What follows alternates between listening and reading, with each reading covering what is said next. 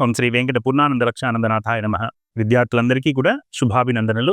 ఈరోజు మనం చెప్పుకోబోయే టాపిక్ చాలా అంటే చాలా ముఖ్యమైనది. అంటే ఇంతకుముందు ముఖ్యమైనవి కావని కాదు.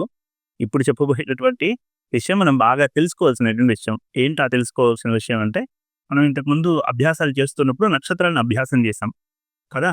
నక్షత్రాలను అశ్విని నుంచి రేవతి వరకు, రేవతి నుంచి తిరిగి అశ్విని వరకు చెప్పుకుంటూ రావడం. అలా కాకుండా నక్షత్రాలు, నక్షత్రాధిపతులను చెప్పుకుంటూ రావడం.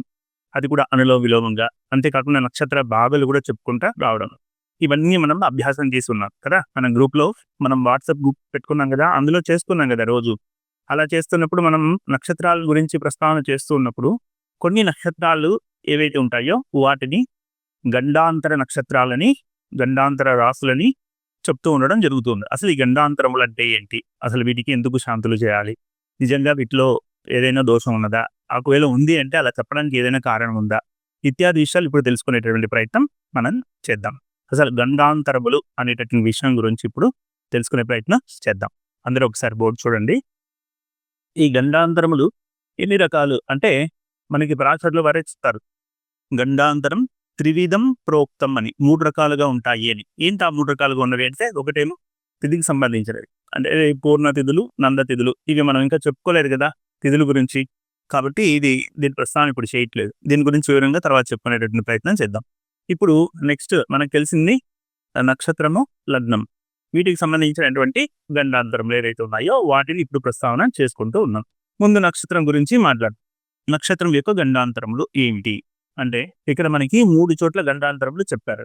ఏంటది అంటే, రేవతి నుంచి అశ్వినికి మధ్యలో, అలాగే ఆశ్లేష నుంచి మఖాకు మధ్యలో, అదేవిధంగా జ్యేష్ఠ నుంచి మూలకు మధ్యలో.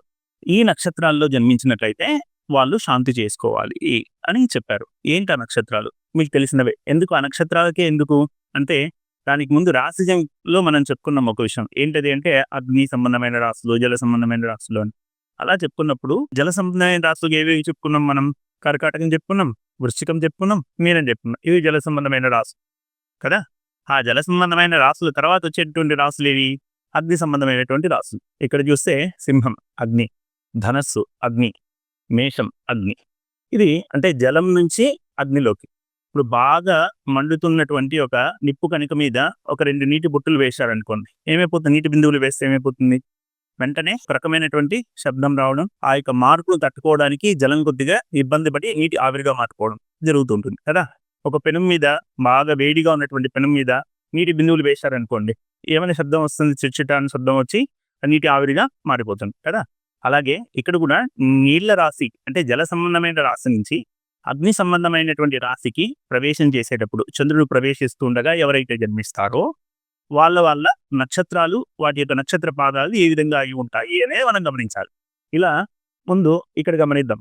ఇది కర్కాటకం నుంచి సింహానికి. అంటే కర్కాటకం యొక్క చివరి నక్షత్రాలు ఏవి? అందుకోసమే మనం నక్షత్రాలు అభ్యాసం చేసేటప్పుడు రాసుల్ని, నక్షత్రాలని రెండింటినీ కలిపి చెప్పండి, రాసుల్ని మాత్రం అనులోమ క్రమంలో, నక్షత్రాలని విలోమ క్రమంలో చెప్పండి అని చెప్పడానికి కారణం ఇదే. ఏంటది అంటే, మనం అభ్యాసం చేసేటప్పుడు వాటిని కూడా ప్రాక్టీస్ చేశాం కదా.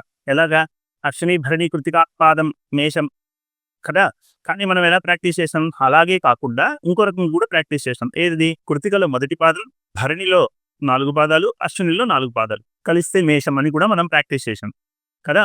అలాగా ఇక్కడ మీరు కర్కాటక రాశిలోకి వచ్చేసరికి చివరి నక్షత్ర పాదం ఏది? ఆశ్లేషాంతం కదా! ఆశ్లేషాంతం కర్కాటకం కదా! పునర్వసులో చివరి 4వ పాదం, పుష్యమిలో 1, 2, 3, 4 పాదాలు. అదేవిధంగా ఆశ్లేషాలో కూడా 1, 2, 3, 4 పాదాలు మనకి చివరి వరకు ఏమవుతుంది? ఆ రాశిని ఏమనుకున్నాం మనం? కర్కాటక రాశి అని అనుకున్నాం. ఆ కర్కాటక రాశిలో ఇప్పుడు చివరి పాదం ఏది? ఆశ్లేషలో 4వ చివరి పాదం కదా! అదేవిధంగా సింహంలో మొదటి పాదం ఏది? మొదటి నక్షత్ర పాదం ఏది అంటే మఖా, కుక్క, ఉత్తర పాదం కదా! ఇక్కడ సింహం. ఇక్కడ అప్పుడు మొదటి పాదం ఏమవుతుంది? సింహంలో మఖ అవుతుంది. మఖాంతం, మఘాంతం. ఆశ్లేషలో 4వ పాదము, మఖలో మొదటి పాదం. ఇది గండాంతము అవుతుంది. అంటే జల సంబంధమైన రాశి, చివరి రాశి, చివరి పాదంలో నుంచి అగ్ని సంబంధమైనటువంటి మొదటి పాదంలోకి ప్రవేశించేటప్పుడు వాతావరణంలో వచ్చేటటువంటి మార్పులకి చంద్రుడు లోను కావాల్సి వస్తుంది. అలాంటి మార్పు ఏదైతే ఉందో అది వ్యక్తి యొక్క మానవ జీవనం పైన, మానసిక స్థితిగతుల మీద ప్రభావం చూపించే అవకాశం ఉంటుంది. అని మహర్షులు ద్రష్టలు కదా, వారు దర్శించి చెప్పినటువంటి మాట ఏంటి అంటే, ఆశ్లేష చివరి పాదంలో కానీ మఘ మొదటి పాదంలో కానీ పుడితే వారు నక్షత్ర శాంతి చేసుకోవాలి. మిగిలిన నక్షత్రాలకు ఎలా వస్తాయనేది తర్వాత ప్రస్తావన చేసుకుందాం. ఇప్పుడు ప్రస్తుతానికి మన టాపిక్ ఏంటి అంటే గండాంతరములు. ఆ గండాంతరములలో ఈ నక్షత్రములు ఏవేవి అంటే ఆశ్లేష చివరి పాదము, మఖ మొదటి పాదం, ఇది గండాంతం. అలాగే ఇక్కడికి వచ్చేసరికి నెక్స్ట్ జల సంబంధం నుంచి అగ్ని సంబంధం. రెండవ జల సంబంధమైనటువంటి రాశి ఏది మనకి వృశ్చికం.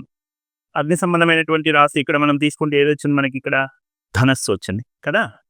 ఇక్కడ జలంలో నుంచి తిరిగి అగ్నిలోనికి ప్రవేశిస్తున్నాడు చంద్రుడు.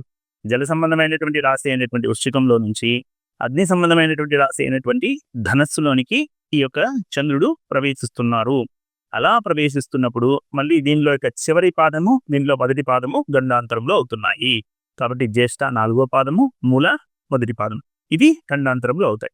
తర్వాత గమనించాలనుకోండి, మూడవ జల సంబంధమైన రాశి ఏది మనకి మీనం. మీనంలో చివరి నక్షత్ర పాదం ఏమిటి, రేవతి 4. అక్కడి నుంచి అగ్ని సంబంధమైనటువంటి రాశిలోనికి చంద్రుడు ప్రవేశిస్తున్నారు. అలా ప్రవేశిస్తున్నప్పుడు ఇక్కడ అశ్విని మొదటి పాదం, అశ్విని మొదటి పాదము, రేవతి 4వ పాదం. రేవతి 4వ పాదం నుంచి అశ్విని మొదటి పాదానికి చంద్రుడు ప్రవేశం చేస్తున్నప్పుడు ఇక్కడ గండాంతరం ఏర్పడింది. ఎందుకు, ఈ జలంలో నుంచి అగ్నిలోకి ప్రవేశించేటప్పుడు ఆ జల బిందువులు ఏవైతే ఉన్నాయో అవి అగ్ని లోపలికి పడినప్పుడు చంద్రుడి యొక్క స్థితిగతుల్లో కొద్దిగా మార్పులు ఏర్పడతాయి. తద్వారా ఆ సమయంలో జన్మించినటువంటి శిశువుకి కొన్ని మానసికమైనటువంటి ఒడిదుడుకులు, జీవితంలో చిన్న చికాకులు ఎదురయ్యేటువంటి అవకాశాలు ఉంటాయి. దీనివల్ల ఏదో భయపెట్టడానికి చెప్తున్నటువంటి మాట కాదు ఇది, ఇక్కడ భయపడే విషయం ఏం లేదు. ఇటువంటి గండాంతరంలో శిశు జనం అయినప్పుడు ఖచ్చితంగా తండ్రికి మరియు శిశువు కూడా ఖచ్చితంగా శాంతి చేసుకోమని పెద్దల ఉవాచ. ఋషులు దర్శించి చెప్పారు కాబట్టి వాటిని, ఋషి అంటేనే దర్శించిన వారని కదా, ద్రష్టలనే ఋషులు అని చెప్తూ ఉంటాం కదా మనం. కాబట్టి వారి మాటగా మనం ఇది గమనించినట్లయితే ఈ యొక్క నక్షత్రాలకి శాంతి నక్షత్రాలని చెప్పబడింది. మీరు పంచాంగాల్లో గమనించినట్లయితే ఏ నక్షత్రాలకు శాంతులు చేసుకోవాలి అని ఒక పట్టిక ఇచ్చుంటారు. ఆ పట్టిక గమనించి చూడండి, ఖచ్చితంగా ఆశ్లేష 4వ పాదానికి తండ్రికి శాంతి అని చెప్పుకుంటారు. అదే మఖ 1వ పాదానికి కూడా తండ్రికి శాంతి చేయించుకోమని చెప్తారు. ఇక్కడ కూడా అంతే, జ్యేష్ఠ 4వ పాదం తండ్రికి శాంతి అని చెప్తే మూల 1వ పాదం కూడా తండ్రికి శాంతి చేయించాలి. అలాగే ఇక్కడ రేవతి 4వ పాదంలో శిశువు జన్మిస్తే శాంతి చేయించాలి. అదేవిధంగా అశ్విని మొదటి పాదంలో జన్మించినప్పుడు శిశువు శాంతి చేయించుకోవాలి అని. ఆ సంధి కాలం మొత్తం ఇబ్బందికరమైన స్థితేనా, ఏమైనా దాంట్లో సమయాన్ని నిర్దిష్టంగా చెప్పారా అని అడిగితే ఇక్కడ చాలా బాగా చెప్పారు మనకి. ఏంటది అంటే 2 గడియల కాలము. నక్షత్రానికి సంబంధించిన గండాంతరము ఎంత సమయము అంటే 2 గడియల కాలము. ఒక నక్షత్రం దాదాపుగా 24 గంటలు కూడా ఉంటుంది కదా మనకి, 22 గంటల నుంచి 26 గంటల వరకు ఈ యొక్క నక్షత్ర ప్రమాణం అనేది ఉంటుంది కదా. అలా ఉన్నప్పుడు ఒక నక్షత్రం నుంచి ఇంకొక నక్షత్రానికి చంద్రుడు ప్రవేశిస్తున్నప్పుడు ఎంత సమయము గండాంతరముగా గ్రహించాలి అంటే, ఏ సమయంలో పుడితే అది ముఖ్యంగా ఇబ్బంది అని భావించాలి అని అనుకుంటే, ఇక్కడ ఆశ్లేష మనకి 6కు సుమారుగా, ఒక నక్షత్రం 24 గంటలు ఉందనుకోండి, ఒక్కొక్క పాదము ఎన్ని గంటలు ఉంటుంది మనకి, దాదాపుగా 4తో భాగిస్తాం కాబట్టి ఒక్కొక్క పాదము మనకి 6 గంటల సమయం ఉంటుంది కదా. మరి ఆశ్లేష 4 మొత్తం 6 గంటల సమయము ఇబ్బందికరమైందేనా అంటే అలా చెప్పలేదు. చివరి సంధికాలం అంటే అది వదిలేస్తూ ఇంకొక నక్షత్ర పాదంలోనికి ప్రవేశం చేసేటటువంటి గడియలు, అవి ఎంత సమయం అని చెప్పారు అంటే 2 గడియల సమయం చెప్పారు. అంటే ఆశ్లేష నక్షత్రంలో చివరి పాదంలో మొదటి గడియ, చివరి పాదంలో ఉన్నటువంటి గడియ, అదేవిధంగా మఖాలో ప్రారంభంలో ఉన్నటువంటి మొదటి గడియ, ఈ 2 కలిపితే ఈ 2 గడియల సేపు. ఒక గడియ అంటే మీకు తెలుసు, ఒక గడియ అంటే 24 నిమిషాలు అని. అదేవిధంగా 2 గడియలు అంటే 48 నిమిషాలు అని. కాబట్టి ఆశ్లేష నక్షత్రం చివరిలో ఉన్నటువంటి మనకి ఆ 24 నిమిషాలు, అదేవిధంగా మఖా నక్షత్రం మొదటి పాదంలో ప్రారంభంలో ఉన్నటువంటి 24 నిమిషాలు దోషము. కాబట్టి ఆ దోషానికి మనం తండ్రికి మరియు శిశువుకి శాంతి చేయించడం ఉత్తమం అని. అదేవిధంగా ఇక్కడ కూడా జ్యేష్ఠ నక్షత్రం 6 గంటల కాలం ఉంటే, ఒకవేళ 6 గంటలు దోషం అని కాదు, 6 గంటల్లో గండాంతరం అని దేనికి చెప్పారంటే చివరి 24 నిమిషాలు. అంటే జ్యేష్ఠ నక్షత్రం అయిపోతున్నటువంటి 24 నిమిషాలు, మూలా నక్షత్రం ప్రారంభంలో ఉన్నటువంటి 24 నిమిషాలు, ఇది కూడా శాంతి చేసుకోవాలి. ఇది గండాంతరం స్వీకరించి శాంతి చేయించుకోవాలి. అదేవిధంగా రేవతి నక్షత్రం చివరిలో ఉన్నటువంటి 24 నిమిషాలు, అశ్విని నక్షత్రం మొదటిలో ఉన్నటువంటి 24 నిమిషాలు, ఈ 2 గడియల కాలం అంటే ఇక్కడ ఒక గడియ, అక్కడ ఒక గడియ 2 తీసుకుంటే 2 గడియల కాలం ఏదైతే ఉందో దాన్ని గండాంతరం అని చెప్పడం జరుగుతుంది. కాబట్టి నక్షత్రాల గురించి మనం తెలుసుకున్నాం కాబట్టి ఆ తెలుసుకున్నటువంటి 27 నక్షత్రాల్లో ప్రధానంగా ఈ యొక్క నక్షత్రాలు నక్షత్ర పాదాలలో శిశుజన్మ అయినప్పుడు ఆ శిశువుకు సంబంధించినటువంటి తండ్రికి సంబంధించినటువంటి శాంతులు చేయించాలి అని. శిశు జన్మించిన తర్వాత మనం 11వ రోజు స్నానం చేయించడం ఇవన్నీ చేయిస్తూ ఉంటాం కదా. అలా స్నానం పూర్తయిన తర్వాత మంచి రోజు చూసుకొని చేసుకోవాలి. తండ్రికి మరియు శిశువుకు కూడా శాంతి చేసుకోవాలి. నక్షత్ర శాంతులు చేసుకోవడం అనేది ఆనవాయితీగా వస్తుంది. ఇది మనకు మహర్షులు చెప్పినటువంటి విషయం. కాబట్టి మనం అభ్యాసం చేసినటువంటి 27 నక్షత్రాలు ఉన్నాయి కదా, ఆ 27 నక్షత్రాలలో గండాంత నక్షత్రాలని వేటికి పేరు. లగ్నాంతలో ఏవైతే ఉన్నాయో వాటిని తర్వాత చెప్పుకుందాం ఇంకొక పాఠంలో. ప్రస్తుతానికి నక్షత్రాలకు సంబంధించి అంటే గండాంతరములు ఎన్ని రకాలుగా ఉంటాయి అంటే 3 రకాలుగా ఉంటాయి. ఒకటి తిథి ద్వారా వచ్చేది, రెండవది నక్షత్రం ద్వారా వచ్చేది, మూడవది లగ్నం ద్వారా వచ్చేది. మనం ఇప్పుడు ప్రస్తావన చేస్తోంది నక్షత్రాల గురించి మాత్రమే. ఎందుకంటే నక్షత్రాలు ఈ మధ్యనే బాగా అభ్యాసం చేశాం కదా, ముందు నుంచి వెనక నుంచి ముందుకి అనులోమ విలోమంగా బాగా అభ్యాసం చేస్తున్నాం మనం. నక్షత్రాలని, నక్షత్ర భాగాల్ని, అదేవిధంగా నక్షత్ర అధిపతుల్ని, రాసుల్లో ఏ నక్షత్రాలు ఉంటాయి ఇవన్నీ కూడా మనం అభ్యాసం చేశాం కదా. వీటిలో ఉన్నటువంటి నక్షత్రాల్లో ఈ 27 నక్షత్రాల్లో ఏవేవైతే కొన్ని గండాంతరములు చెప్పబడ్డాయో వాటి గురించి మాత్రమే ఇప్పుడు మనం ప్రస్తావన చేసుకున్నాం.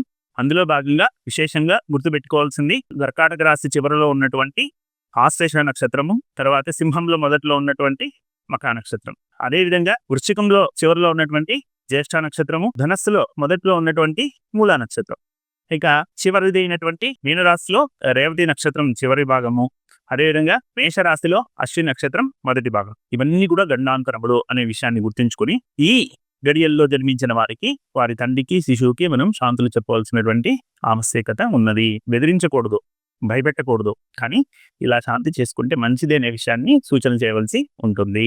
ఈ విషయాన్ని మీరందరూ కూడా గుర్తుపెట్టుకుని ఆ యొక్క నక్షత్రాలను అభ్యాసం చేసేటప్పుడు ఇవి గండాంతములు అనే విషయాన్ని గుర్తుపెట్టుకుంటే చాలు. నేటి ప్రశ్న, మనం చెప్పుకున్నటువంటి 27 నక్షత్రాలలో గండాంత నక్షత్రములు ఏవి? శ్రీ వెంకట పూర్ణానంద లక్షానందనాథాయ నమః. శ్రీ మాత్రే నమః. ఇప్పటి వరకు జరిగిన పాఠాలలోని శ్లోకాలను PDF రూపంలో అందించడం జరిగింది. లింక్ కోసం డిస్క్రిప్షన్లో గమనించగలరు.